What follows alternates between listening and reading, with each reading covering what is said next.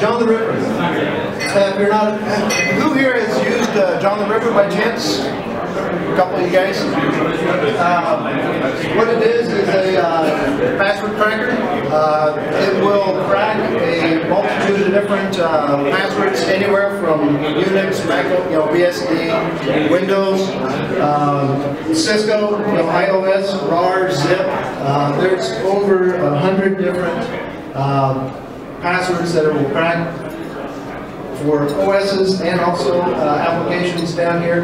VNC, one I thought was pretty interesting is KeyPass. So, I don't like putting stuff like that close. It makes me nervous. But at any rate, it cracks by both brute force or dictionary attacks. And so it's pretty simple just to use in its basic form. I'm a Unix admin, and so I either dump a LDAP directory or NIS or local files, unshadow it, and I'll crack it and send out emails saying, hey guys, what are we doing here? And so at any rate, the basic syntax there would just be executing John and either an unshadowed or your shadow file. Ideally, you would do a unshadowed file.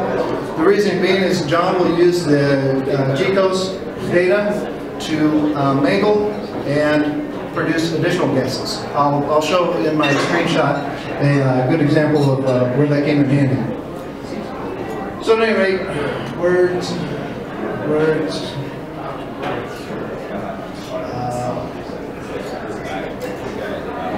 Want to take this out there?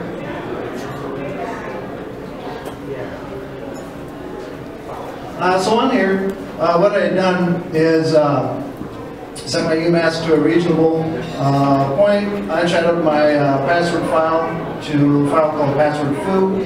Took the defaults. There's a multitude of different ways and rules, etc., that can be manipulated for how this thing cracks passwords. Me, I generally use the defaults or a little bit of tweaking. If you know that a password has a particular format, for example, does not require special characters, stuff like that, you can take that out of the language so it doesn't even try those. So at any rate, here's one of everybody's favorite root passwords.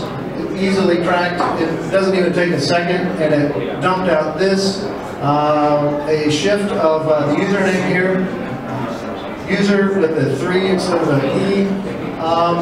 I should have printed out the password file, at least the entry for this user. The reason being is user 2, for the comment, I had crappy app admin, was the comment field, and it very quickly cracked its password, which is crappy app 2014. So it's able to figure out a lot of those little shifts that people think they're sneaky about relatively quickly. You can see here, if you press the space key, it'll print out exactly what it's guessing at that point in time, how long it's been guessing, etc. Ciphers per second. So here, within 20 seconds, it cracked those 4 passwords.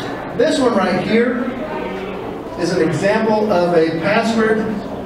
It's actually a checksum that I use for a password. It's a very long password, obviously. But it's a word that I added to the dictionary that I used in this particular example. If you know that your company or whoever, your environment, uses a particular format, for example, if you work at Sprint, Sprint 2014, stuff like that, that's a popular thing to do. Add that to your dictionary, and it just makes things go much quicker. There's also, if you're unaware, RockU, back in 2010 or 9, there's a breach there, data breach there. There was 35 million passwords, actual passwords leaked in that particular case. So that creates a dictionary file that's extremely powerful in comparison to just simply using the English language. So anyway, continuing on, just additional words that people oftentimes think are strong, they just simply aren't. So at any rate, after execution, this thing completed, After you're done, if you want, you can see your summary for the particular password file that you're trying to crack. And it's with the show flag, and it'll give you a little report here of username, password, etc.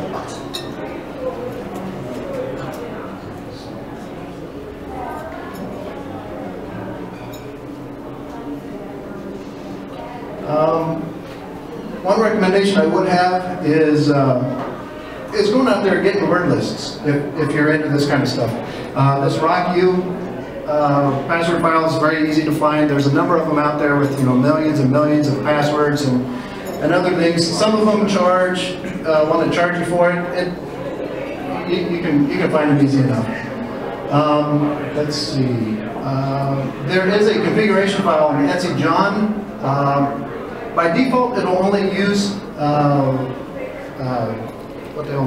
idle cycles. So if it's on a machine that you really want to do some work, change that flag, have it use a full CPU. What else? Better password file. Oh, the updated version. Kali comes with 179, the community edition, which has zip, RAR, and all this other stuff in it.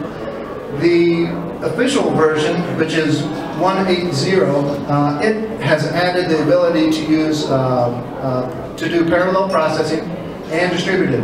So if you got a box with 6, 12, however many cores, there's a flag for that particular version that you can have use multiple cores, and obviously things go much faster, much better.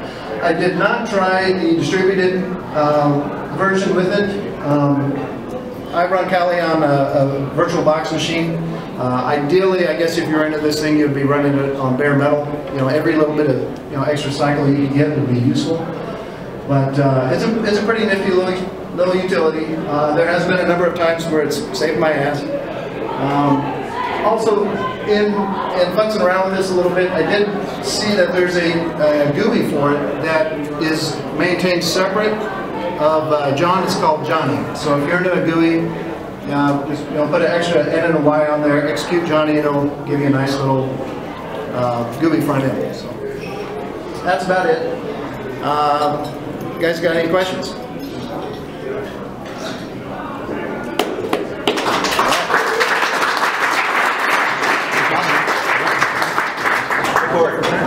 Let's give a quick round of applause to Jeff. This is his first time speaking at SecKC. All right. One question. Oh. Yeah, this John the Ripper is support these rainbow table databases for rehashing passwords. That I don't. That I do. I'm not familiar with that. I mean, you have to look at it and look at the community mainstream versions because it'll track over 100 different formats.